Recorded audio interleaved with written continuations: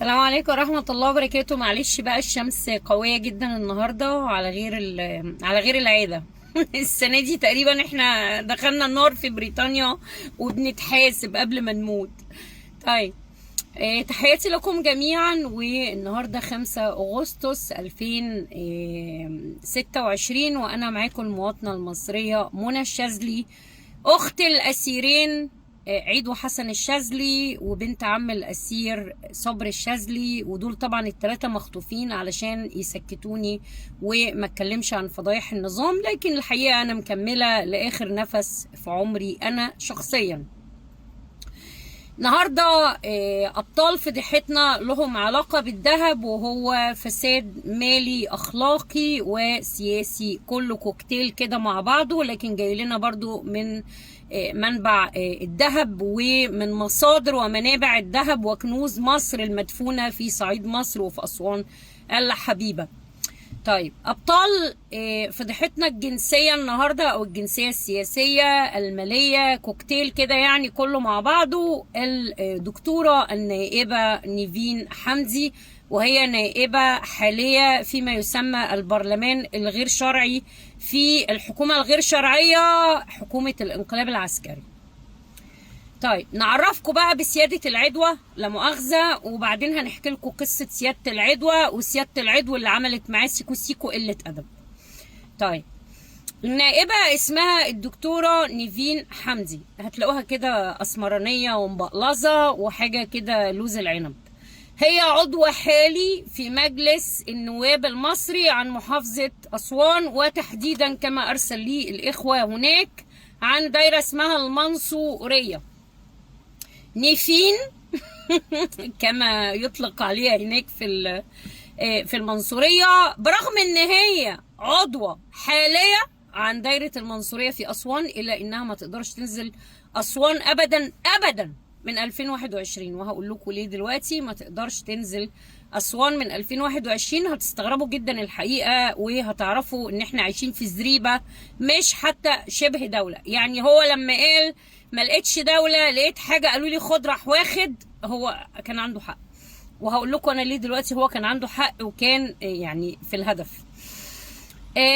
الأستاذة نيفين اللي عملت فيلم سيكو سيكو، راحت عملت سيكو سيكو مع واحد اسمه اقول لكم واحد اسمه ايه، اسمه حسن السيد خليل. راحت عملت معاه سيكو سيكو لان هو كان عضو مجلس الشعب من قبليها، كان عضو مجلس الشعب عن مستقبل وطن وعن حماة وطن.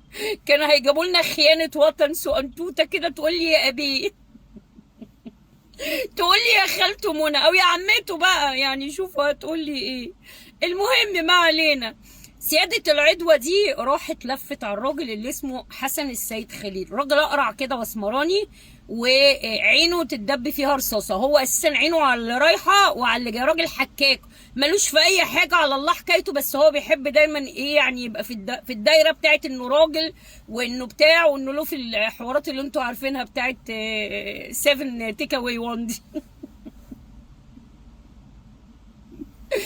المهم هو نازل مستقبل وطن من 2015 لغايه الفضيحه وبعدين قلشوه. بس خلوني احكي لكم الموضوع من الاول، لان الموضوع ده الصراحه شيق جدا. الصراحه الشباب اللي حكوا لي الموضوع والله العظيم العيال بيحكوا وهم مش عارفين يجمعوا يا عيني من كتر الخجل ومن كتر الفضايح. يا ولاد الكلب، العيال الصغيرين مستنقصينكم. الولايه الدكتوره نيفين حمدي زي ما هم بيقولوا عليها، مش هقول نيفين بقى، هقول زي ما هم بيقولوا نيفين حمدي، سياده العدوى دي عندها مصنع غاز ولها علاقات بنبي حرسو وصاينو، الكابتن طيار محمود عبد الفتاح سعيد حسين خليل زرمبيح، عامل لها مصنع غاز. هتقولوا لي مصنع غاز ازاي؟ هقول لكم كده مصنع غاز، هو مصنع غاز يا جماعه. خلاص، الست دي عرفت من اين تؤكل الكتف. كانت شغاله الاول خالص على باب الله، وبعدين في 2019 في اخرها كده حد عرفها باسم النبي حرسو وصاينو حسن السيد خليل، وبعدين في 2020 توطدت علاقتهم ووصلت لغايه السرير فورا يعني. الموضوع ما طولش. المهم ان نيفين كانت على ذمه راجل. ما حدش فيكم بقى يستنطع ويقول لي انت بتجيبي في الاعراض، لا، ما هو اذكروا الفاسد والفاجر بما فيه كي يخشى الناس. دي اشخاص شخصيات عامه، والموضوع كان بيتداول في كل لسان كل الناس بتوع اسوان، ومنشور، ده الناس ناشرين عنها وفاتحينها، لكن انتوا اللي نايمين في ميه الليفت. فانا بفوقكم بس. وبعدين انا ما كنتش عارفه حاجه كمان عن الموضوع، يعني انا كنت معاكم في ميه الليفت، بس الشباب دي ربنا يكرمهم عافيه عليهم فوقوني الحمد لله، انتشلوني من ميه الليفت اللي كلنا قاعدين فيها.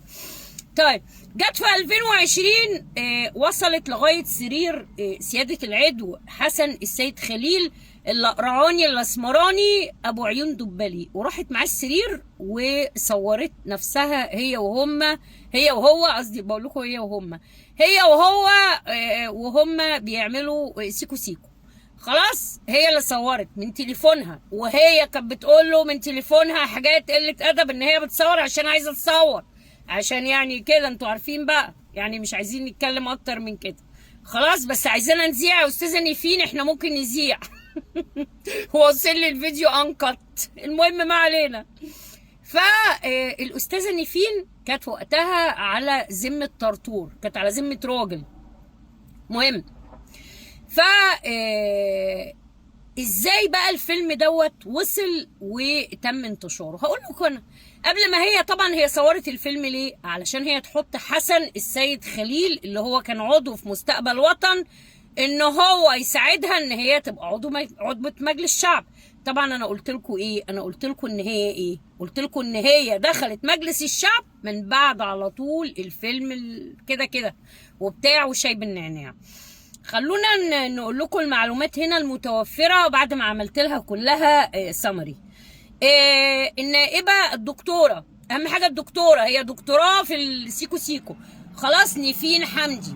البيانات الأساسية عن سيادة العضوة، لا مؤاخذة أنا آسفة جدا ناقل الله ليس به، عضو مجلس الشعب في مجلس النواب المصري الحالي عن محافظة أسوان دايرة المنصورية، تنتمي إلى حزب حماة سرير الوطن، يعني ده حماة الوطن بس ده فرع السرير. طيب، عضو لجنة الشؤون الإفريقية بمجلس النواب، طبعا أكيد فرع السرير برضو، وتشغل عضوية الهيئة البرلمانية العليا للحزب، طبعا ما هي لازم تكون العليا، ما هو السرير دايما فوق. لازم يكون فوق. الخلفية بقى بتاعت مدام نيفين حسب بقى السمري اللي احنا مجهزينه بالتعاون مع 19 شاب اللي عافي عليهم من محافظة أسوان الحبيبة.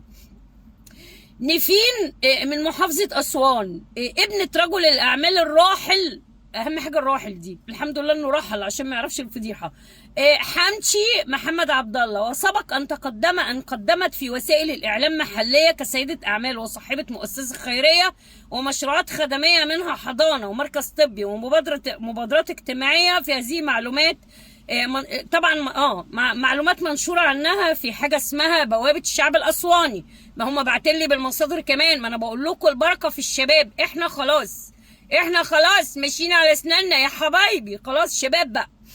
خلاص، المسار الانتخابي امتى بقى بدأ؟ المسار الانتخابي بدأ من 2020 بعد ما اعتلت السرير مع سيادة النائب المكسح السيد حسن السيد خليل. انت محتاج تتعالج يا حسن، بس ماشي ما علينا، مش هننشر الفيديو دلوقتي عشان ما نبوظش اخلاق العيال الصغيرين اللي انتوا بوظتوها بالمخدرات.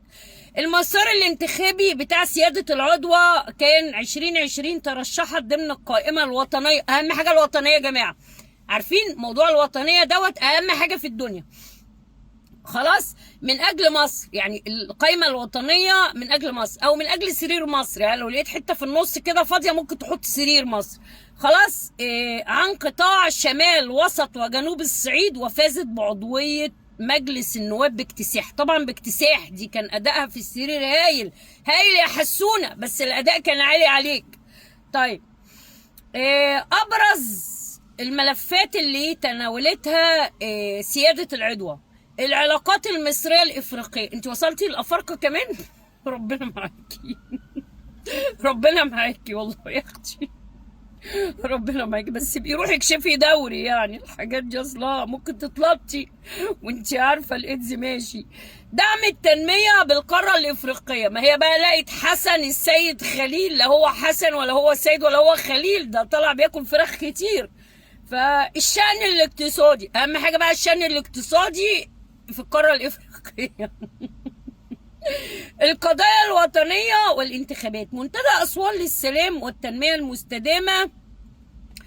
طيب ده تعريف بسيط بسيادة العدوى، لا مؤاخذة. نيفين حمشي، نيفين حمشي. أحمد حمشي اتجوز عايدة، كتب كتابه من الشيخ رمضان. ننقل بقى على سيادة لا مؤاخذة العدو، اللي هو ما طلعش أي عدو. معلش معلش يا حسونة، ما أنا مضطرة أصارح الشعب، ما أنت عارف أنا في بيني وبين الشعب شفافية، اللي أشوفه لازم أقوله. واللي انطوله هنحطهوله يا حسونة، بس اتقل بس يا حسونة. حسن سيد خليل دخل طبعا مجلس الشعب برشوة 300 مليون جنيه، لانه عنده دولاب كبير طبعا ومطاحن صيني ومجال ذهب كبير. عرفتوا ليه بقى انا بكلمكم وبقول لكم موضوع الفضيحة الجنسية ده؟ له علاقة طبعا بالسيسي وبحوكة السيسي وبحسونة السيسي وبعيلة السوس كلها، وطبعا له علاقة بالمخابرات العامة المصرية وعلاقتها الوثيقة بالسراير. التعريف بقى اللي مجهزه لنا الشباب عن سيادة النايبة السوداء حسن سيد خليل. نايب عن محافظة أسوان، شغل منصب أمين حزب ومستقبل وطن. ما هو انتوا بصوا، أول ما تلاقوا حد بيقولك مستقبل وطن حماة وطن تبدأ على طول تمسك قلبك، قلبي قلبي قلبي الحباية على طول، عارفين عشان الموضوع في الآخر خالص هيختم بإيه؟ بمصيبة. طيب بمحافظة أسوان خلال فترات سابقة من 2015 لغاية طبعا تاريخ الفضيحة، وبعدين لبسوه هو الفضيحة وما كانش ينفع يلبسوا نيفين الفضيحة، لأن نيفين يا جماعة المفاجأة اللي أنا جايبها لكم النهاردة العابرة للقارات مع الفضيحة الجنسية، إن نيفين هي ماسكة الشركة بتاعت الغاز دي، مصنع الغاز ده مصنع حوكة السيسي، هي بتغسل له أموال، والمصنع ده موجود في الامارات. الدكتوره نيفين يا جماعه برغم ان هي عضو في عن اسوان دايره المنصوريه، لكنها ما بتنزلش اسوان من 2021 من اول ما اتمسكت على السرير مع سياده النائب حسن السيد خليل. هي عن حماة وطن وهو عن مستقبل وطن، وجابوا لنا خيانه وطن سقنطوطه قد كده اهو، عشان تقول لكل واحد فينا من موقعه بقى على الكنبه، يا ابي يا طنط يا خالته يا عمو يا اي حاجه. خلاص. فاز بالمقعد طبعا الانتخابي اول مره بالتزوير. طبعا انتوا عارفين طبعا كله شراء اصوات 300 مليون جنيه، يعني ممكن يشتري الاموات جوه التربه. ولو شفتوه يعني انا هنشر لكم الصور بقى والفضائح وحاجات كتير، بس مش هينفع انشر فيلم عشان مش عشان حاجه والمصحف يا حسونه، بس عشان الحسابات ما بتتحذرش يا اخويا معلش. بصوا يا جماعه انا هبقى افتح لكم قناه على التليجرام نبقى ننشر فيها الحاجات دي عشان تبقوا تروحوا، اللي عايز يتفرج وحايح يبقى يروح يتفرج على حسونه هناك واداؤه العره. هو والست نيفين.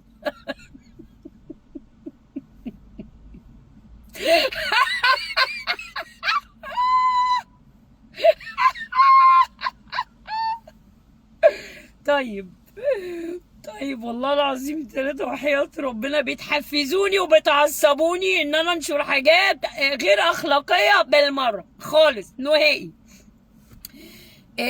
السنبي حرس وصينو حسونة حسن زعبولة ماشي بيتدلع، فاز في الانتخابات 2015 وطبعا قلنا دفع 300 مليون بلبل، واستمر لغاية ما ظهرت الفضيحة، وبعد كده ركب الشلاحات على طول، يعني فتحوا له الهويس وزقوه فهو راح في الوباء سبتمبر 2021 بعد طبعا انتشار الفيلم الشيكس مليون دولار.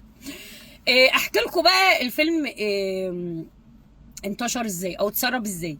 نيفين قبل ما اول ما عملت العلاقه معاه عملت العلاقه وهي عارفه ان هي هتصوره علشان تمسك الفيديو ده عليه، وبرضه اديته ملايين على فكره عشان هو يزكيها ويساعدها ان هي تدخل انتخابات. تمامين طبعا. الكلام ده انا جايباه منين؟ من الشباب طبعا، والشباب دول بقى حبايبي ولادي السقنطاطين بيجيبوا لي كل حاجه بقى، خالته منى حبيبتهم بقى، كل حاجه بتحصل هم عيوني، اي حاجه تحصل يجوا يقولوا لي على طول. خلاص المهم ما علينا. فطبعا مدام نيفين علشان تحمي نفسها منه، عشان هي عارفه ان هم طبعا كلهم اوساخ زي بعض، وكلهم عارفين لعب بعض، واللي عنده قرد عارف لعبه طبعا، او اللي مربي قرد عارف لعبه. فمدام نيفين راحت مصوره له الفيلم دوت يعني، وهي بتفهمه ان انت عنتر بن شداد يعني، وهو كان منبهر قوي بنفسه. خلاص هي بقى كانت على ذمه راجل، كانت لسه مش عضوه، كانت هتدخل. فراح هو مدخلها فعلا الانتخابات وكسبت الانتخابات. بقى عندها كام تليفون؟ بقى عندها 4 تليفونات. 4 تليفونات بقى. هي طبعا ايه، سايبه برضو الفيديو عندها على التليفون الاولاني. ليه بقى؟ قبل ما تدخل، وسايبه لي محتفظه بيه عشان تفضل ماسكه حسونه من رقبته كده اهو. هو واي حد يتعرض لها من حزب مستقبل مصر، مستقبل وطن، او اي حد يتعرض لها من محافظه اسوان، مين بقى اللي يبقى واقف جنبها ومين اللي يبقى ظهرها وسندها لانها ماسكه عليه زله؟ هو حسونه. تمام. هي طبعا مع انشغالاتها طبعا والسرقات اللي بتعملها مع حوكا السيسي نسيت الموضوع كله برمته، وسلمت التليفونات لسكرتير مكتبها او مدير مكتبها. بقى في ايده التليفونات كلها وعارف الرموز كلها. فتح الرموز كلها الولا، وراح واخد المعلومات كلها ناقلها كلها على هارد كوبي. يعني اخد على الهارد ديسك، اخد صورة كاملة